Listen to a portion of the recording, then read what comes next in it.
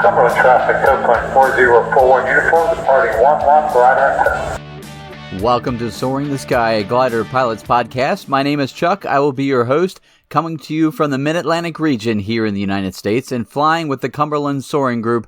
This is episode 40.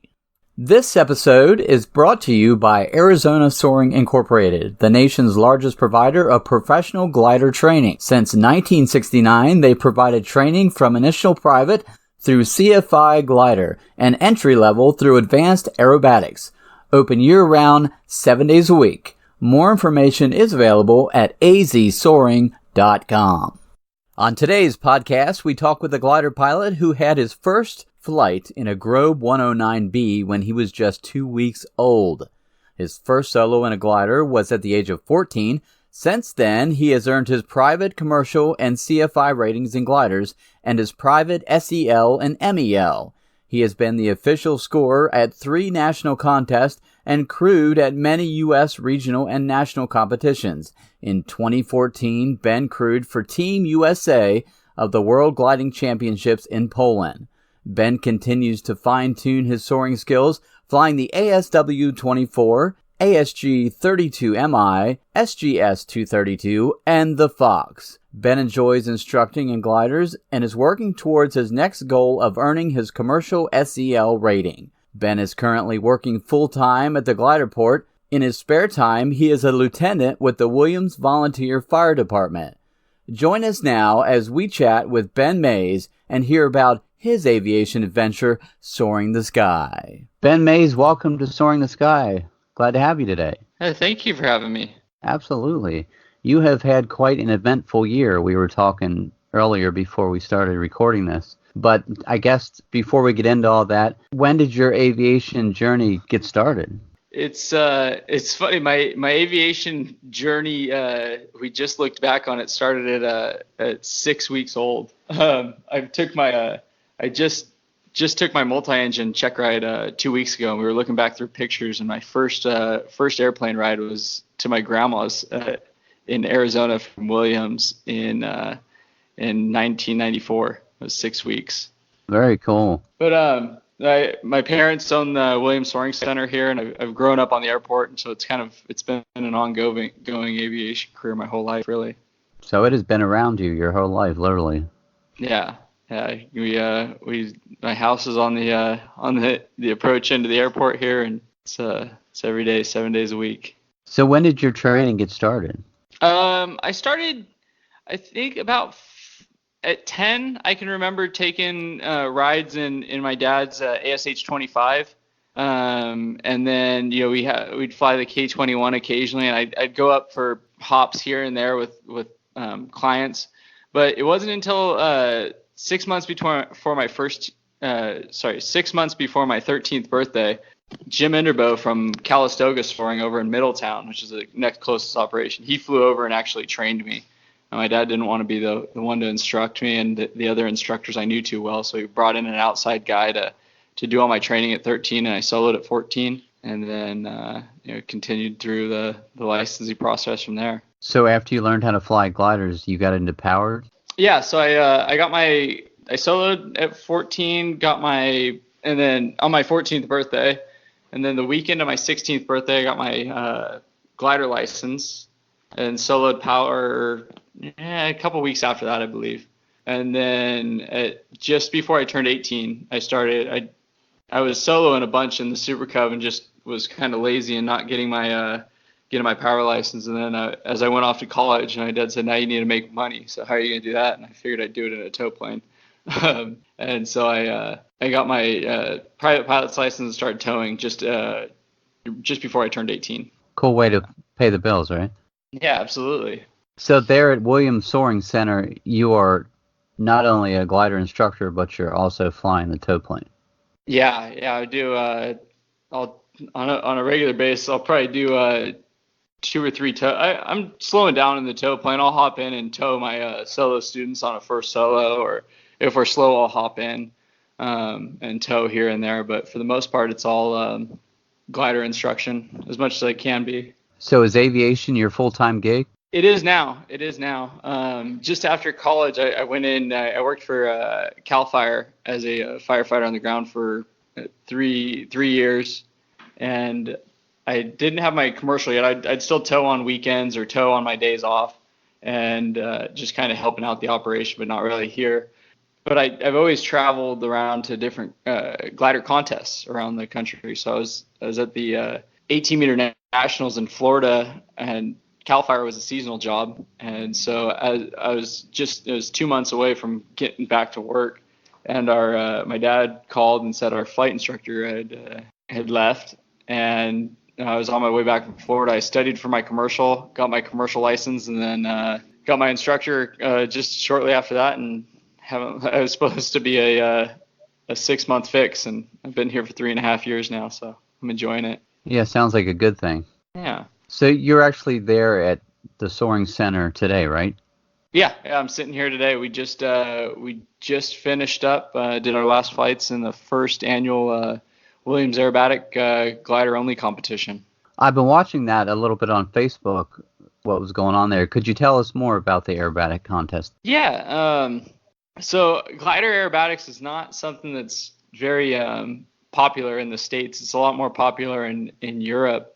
But we've had a MDM Fox here for probably 6 years now, and we've been slowly trying to build up a team to be able to go to competitions. But there's just not many glider competitions around the nation.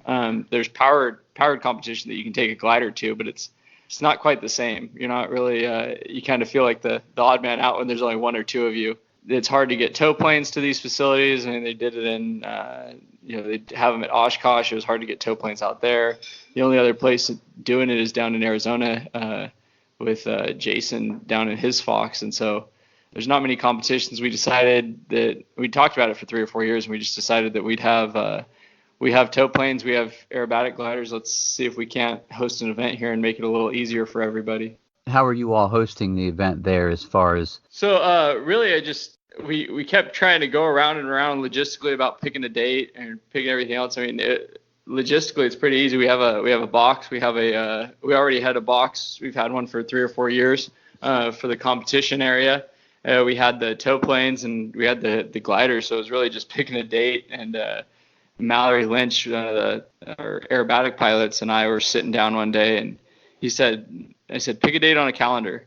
And I think it was about 2 months ago now. He said, what do you mean? I'm tired of this thing going round and around. And said, I'm going to make a Facebook event, and then we'll see where it goes from there, because we can't keep talking about it. We just need to do it. And so it all kind of derived from a Facebook post, and we only ended up with 3 competitors in the actual competition, but we had a lot of powered aerobatic people come out, or a handful, maybe not a lot, and come out and do what's called their Smooth Awards, where they flew gliders for the first time in some of their categories, and were able to be judged. Oh, very cool. So I know one of your aerobatic pilots is one of our previous guests. Laura Radigan is there. Yeah, Laura came all the way out here from Florida just to fly this competition, and it was really fun having her out. I've met Laura a few times when I was back in Seminole at various contests, at the Grand Prix hosted in Florida and the 18-meter nationals, and she's always there supporting the Seminole Lake operation, and has her Fox and her Swift. She went to the world competition this year for the first time, and so she's just looking to compete across the country. So as soon as I told her there was a glider only event, I don't think I had it on Facebook 2 hours before I got a phone call from her. Yeah, I have to corner her and get her to talk about the world competition she was just in, but she said we're going to do that, so we'll be doing that in the future here. Mm-hmm. How much aerobatic training do you have? A fair amount, not a ton. Back in 2013, Luca Bartosio, who's now the Red Bull aerobatic pilot in Italy, had came over just looking for a spot to train out of Europe, where it had a Fox and a quiet place. And if you know Northern California and Williams, we're a quiet place out in the middle of nowhere that has a Fox. And so just by searching around, he found us and came out for a year, or well, he came out for a month the first year, and did a little bit of training, got to know us, got checked out in the Fox, and through that period in 2013, I believe, I started doing I really got into aerobatics flying with him. Then after that, I did a little bit of ill-advised, self-taught aerobatics. I did that for about a week and decided that was a bad idea, and then started kind of doing a little bit more formal coaching with Mallory and some of the other aerobatic pilots around. In 2013, he came back in 14, and we did another kind of month of intensive training while he was doing his training. And from there, I did a lot of it, just started out of necessity, teaching in the back of the Fox and kind of learning the more advanced maneuvers on my own as I progressed through flight instructing and the basic maneuvers. So me being a glider pilot, I haven't done any aerobatic training. So if I would show up and I want someone to teach me how to do some aerobatics, what would be the first lesson if we jumped in the cockpit? The first introduction to aerobatics, well, generally people don't do it. Generally, the introduction to aerobatics is an unusual attitude course or an upside attitude course is generally how people go about it, which kind of includes the spins. And most people think of it in soaring anyway, is what happens when I get flipped upside down in rotor or on the backside of a mountain, or I find myself in a nose low attitude. How do I correct for that, right? That's kind of the biggest fear in soaring. Maybe not fear, but that's kind of the big concern in soaring is how do I fix it when it goes wrong? And so that's generally where we start. We do some loops, some rolls, just to kind of get the idea of let's see the horizon go around, and maybe a little bit of inverted flight. The roll is a little bit more of an advanced maneuver that generally I'm just demonstrating the first time, but the loop is a fairly simple one that gets a lot of G's in the body, so you can experience it in a controlled kind of slow introduction setting. And then also the wing over the Shundell is a really good maneuver to just kind of get the energy management of the glider and how do I get the thing slow, get the nose pointed down, and get it fast again. So that would kind of be the first thing you would learn. The first few steps. Again, it depends a little bit if someone just says, I really want to learn aerobatics, or I'm looking for just how do I keep myself safe, what we call an upside attitude course here. And that would include more of the spins and just flying inverted, getting the glider upright from inverted or from strange attitudes. So really, in a safety aspect, I mean, it would be good for all glider pilots to at least get that initial training so they would know what to do if they were put in that situation or got in that situation.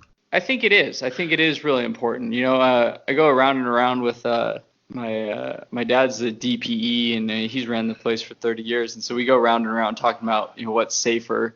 A lot of people say you have to do spin training to be safe. And we push more of this spin recognition where we spend a lot more time on the edge of the envelope, not necessarily getting in and out of spins, but knowing what that edge feels like. So you don't, so you know how to control it right in that incipient spin phase and what's going to happen. Of course, we push it over the edge so you see what happens and then recover from that. But more of is just that understanding of what happens when we get the glider slow, which is it's a big conversation piece for a lot of people in the safety world. There's people on either side of the argument. Yeah, because a lot of people obviously never been in that situation till they're put in it, and if they're by themselves and they're not with somebody that knows, they're not even going to know it till maybe they're in it. Oh, absolutely. I mean, and often the only time you get through private pilot training and the instructor might encourage spins there, depending on operation. Some clubs say you have to spin the glider before you fly it, but you don't have to be proficient in spins. You just have to experience a spin. So you experience a spin once early on in your career, and you kind of go, oh yeah, the ground went around and it came back, and it was in a Blannick or a 233 or something that doesn't really accelerate very fast. Not a brand new, not a new high performance ship or an ASW 24 or some, a new even a discus. They're designed to speed up and slow down a lot faster than the old Blannicks that we spin. Yeah, so they're in a totally different situation. Everything's happening so much faster. If they gradually progress to these higher performance gliders, then all of a sudden they're in a spin. It's really going to catch them off guard. Absolutely, absolutely, and any advanced training you can do is always going to be is going to be better. Getting the opportunity to go out and do any form of spin training, doing any sort of upset attitude training, you're just gonna you'll feel more confident as a pilot. Leaving these things. Not that you can go do anything that you want to put yourself in any worse situations, but just the ability to control the glider is that more advanced. Absolutely. Now, you've been in a few contests. Can you tell me a little bit about those? And do you enjoy the contest more as far as the racing, or do you enjoy the aerobatic contest? Really, this was my first aerobatic contest, and it was a lot of fun. I didn't quite train enough going into it, but it's very interesting being able to be judged, and there's just a different energy at the competition. I've been going to glider competitions for years, and I competed in my first two contests this year, one in Perry, South Carolina, and one in Montague, California, and they're a lot of fun. But you go out and you go fly your 4 hours, and you wait until the end of the day and see the results, and you hang out afterwards for a little bit, and then everyone kind of goes their separate way. The aerobatics, as a group, you're kind of sitting around all day talking about how we can make this better, how we can make that better, and go back up. It's more of a team group think tank all day about how we can fly together a little bit better. Where the glider competition world, there's a lot of really good friendly conversations, but tactfully and learning from them. From the competitors, there's a little more secrets kept, I think, in the soaring world, depending on the groups you're in. Well, that makes a lot of sense. Yes, it's kind of totally different then, really. It is. I really enjoy both. They're both great. I mean, for one, this weekend I've had to take 8 tows and in 3 days. To get all the aerobatics done I wanted to do, but in my contest in South Carolina, I think I flew a total of an hour and a half, maybe. And in South Carolina, we flew 4 hours a day and did 3 or 4 tows, right? So price per tow and the amount of time you get flying, it just really depends on what avenue you're into. But I think the glider aerobatics is just a little bit harder to get into, just not knowing, or you have to know someone, have a group of people who are doing the aerobatics. There's just not a lot of stuff, and not a lot of those places around currently. So what would you say would be your favorite thing about aerobatics? That I know you're just in it now a little bit, but what do you enjoy the most about it? I think it's really in the pure form of just gliding. I mean, it's energy management at its finest. You have to do a perfect loop, you have to go from 120 knots all the way around to almost stall and come back around and make this perfect circle in the sky for people on the ground to look at. And you're manipulating the whole thing and in control of the whole thing. Cross country, whereas in soaring, it's excellent. There's a thrill of, is there a next thermal? But there's a certain element of not being in control, and which is fun, and it's part of the game. Is there going to be lift before I hit the ground in the next 20 minutes? But you have to be at your best for that 4 minutes that you're up there, making the glider do exactly what your mind's thinking it should do. And so there's an art form side of it, and then there's just a mechanical, make this thing do exactly what I want it to and pilot it through the air properly. It's like nothing else. Yeah, because I mean, you're, like you said, you're near stall, and then on the other side you're near red line, so you're kind of putting the glider in that range during one flight. Absolutely. Less than 2 hours ago, I think I did negative 3.5 and plus eight G's, and until you experience, you talk about a couple G's in a turn, but until you experience it, from an adrenaline junkie standpoint, it's just it's awesome. It's like nothing else, Now I have to try it. Absolutely. It's the best roller coaster. If you ever grew up playing Roller Coaster Tycoon or any of those fun games where you'd sit there and see what you can do, it's like that every single day. You get to do anything you want, between fly inverted. You do a tail slide where you you go from 110 knots to 0 and sliding backwards, and it's probably the most quaint, surreal place in the world. You make your own tracks in the sky, right? Absolutely. Absolutely. So as a tow pilot, what's it like for you to be on the other side of the rope? It's, initially it's a little spooky. I can remember the first couple tows, especially the first couple tows where a student got out of position or something. It can be a little intimidating, but especially the first thing you do is you get all the horror stories from all the old timers about all the worst things that can happen and when you're gonna have to cut the rope and how quick you have to be if something goes wrong. Rarely does it go wrong, but you need to always be ready for it. And so, but especially out here in Williams, it's a challenge. You challenge yourself every time to get the cross country pilot to the right spot, or the student to the right area and make the tow nice and smooth.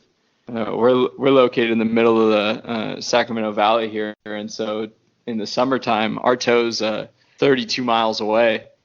And so we're on tow we're flying for 45 minutes. You're on tow for about 25 minutes, cruising out and trying to get to about 6,000 feet, 6 to 7,000 feet over the Mendocino mountain range. And there's a specific spot out there. So to do a precision tow 30 miles away is a fun challenge. Yeah, wow, that's a long tow. I've never been on a tow quite that long before.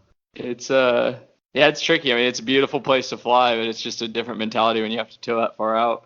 I mean, we still have our 2,000-foot band of soaring that everyone else has across the nation. Ours just starts 30 miles away.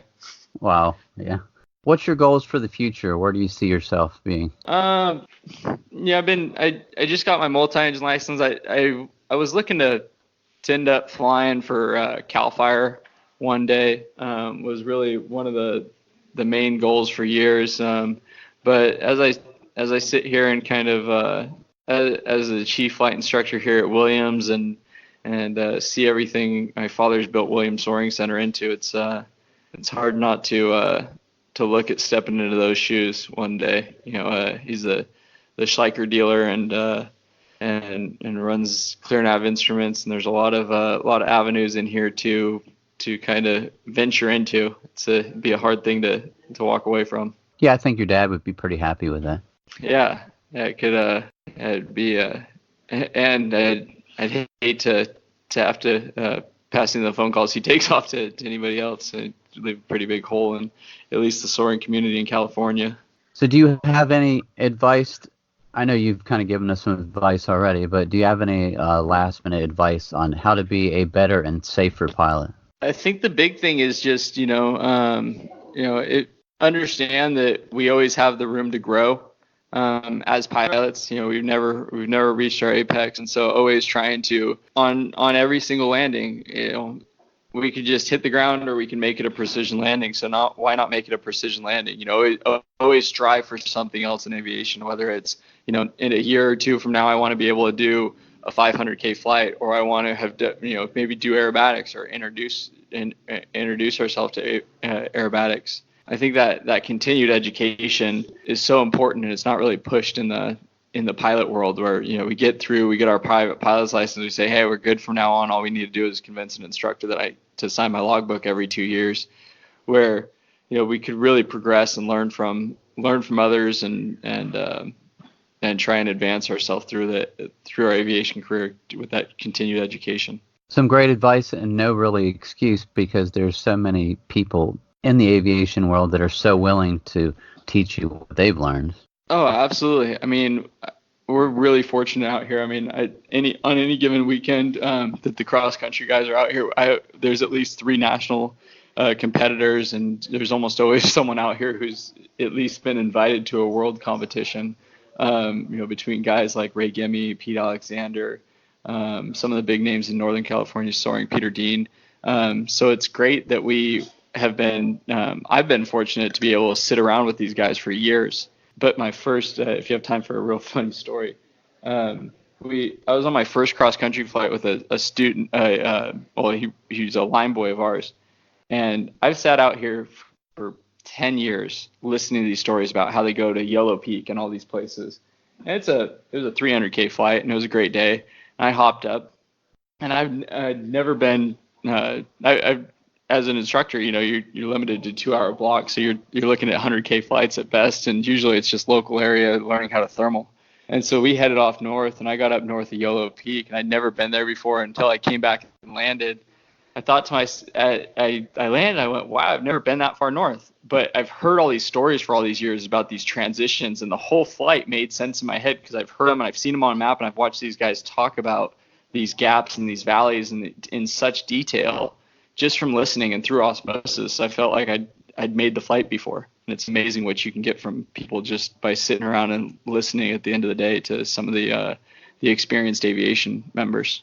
Yeah, hangar talk is the best talks, really.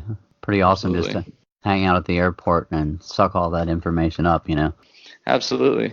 It's worth the trip out to the airport just to hear them more than flying sometimes. Yeah, some of my best days at the airport is when the weather kind of turned and everybody was hanging out, and then, of course, you start talking and you hear all kinds of amazing stories.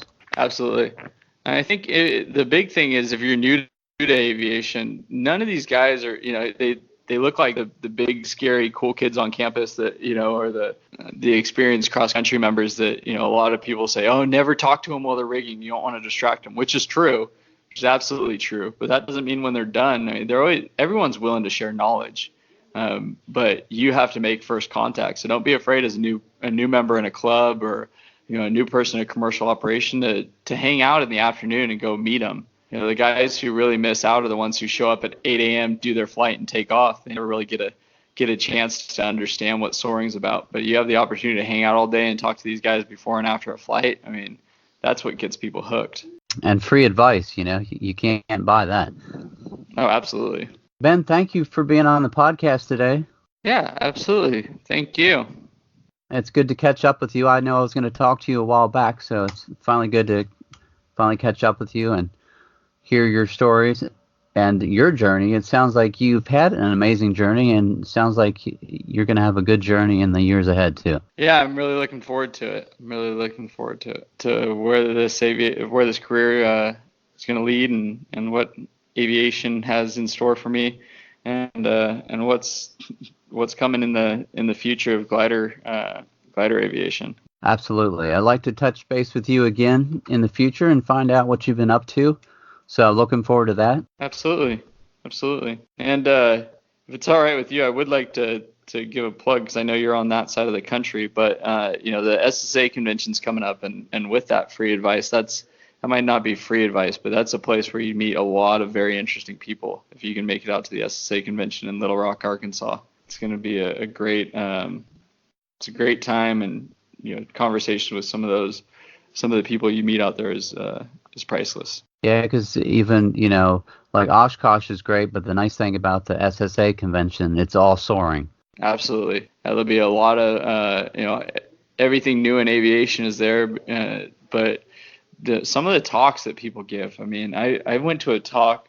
Some of the vintage glider talks are just amazing to learn about the history and what these people have done with aviation, and really the forefathers of aviation to bring it to where it is. We'll be there, and it's awesome.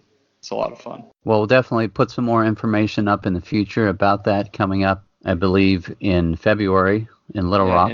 Into February in Little Rock, absolutely. Well, take care, Ben. Thanks again. Of course. You have a great day. Thank you. Thank you for joining us for another episode of Soaring the Sky. We are now well over 20,000 downloads. Thank you to our sponsor, Arizona Soaring, and also the SSA for their continued support of the podcast, and all of you that have shared the podcast on social media. I greatly appreciate that. And speaking of social media, Michelle is going to let you know how you can get a hold of us and where you can find us. You can find us on social media.